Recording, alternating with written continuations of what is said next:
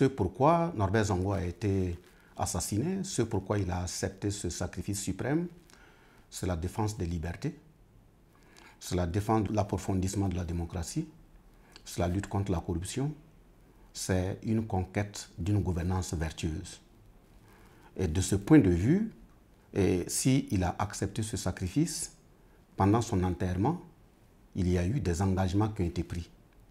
Je me rappelle du tout premier meeting du collectif des organisations démocratiques de masse et de partis politiques, tenu à la Bourse du Travail même ici, pendant lequel meeting, feu le professeur Joseph Kizerbo a posé la question à l'ensemble des Burkinabés qui étaient présents s'ils étaient fatigués.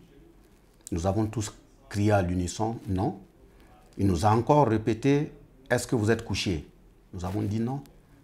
Il a synthétisé en disant que nous ne sommes du reste pas des caïmans pour nous coucher et que si on se couche, nous sommes morts.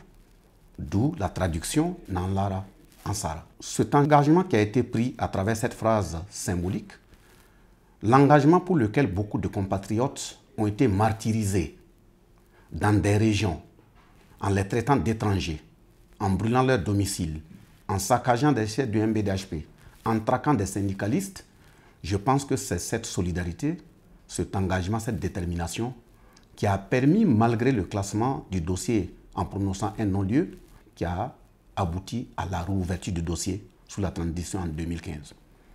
De ce point de vue, le peuple burkinabé doit se convaincre qu'aucun pouvoir, aucun régime ne pourrait se lever un matin et constater que vous avez des beaux yeux sur cette base, vous donner des acquis.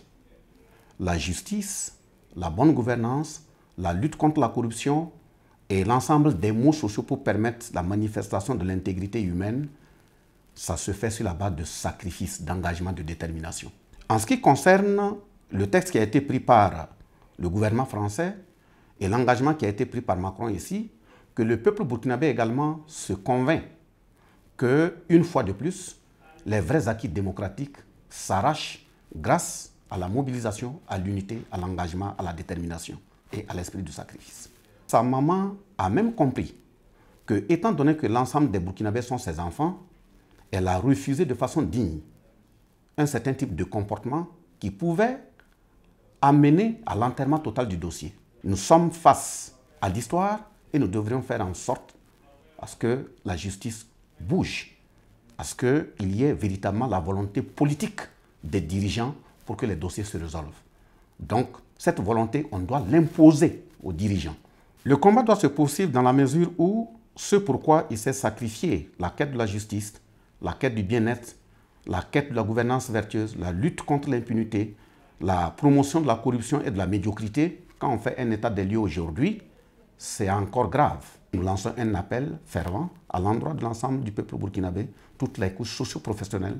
Nous devrions, dans la mobilisation, l'engagement, l'unité, la détermination et l'esprit de sacrifice, imposer la voie sur laquelle on peut toucher du doigt l'intégrité, l'honneur et la dignité du peuple, ainsi que les libertés qui soient respectables.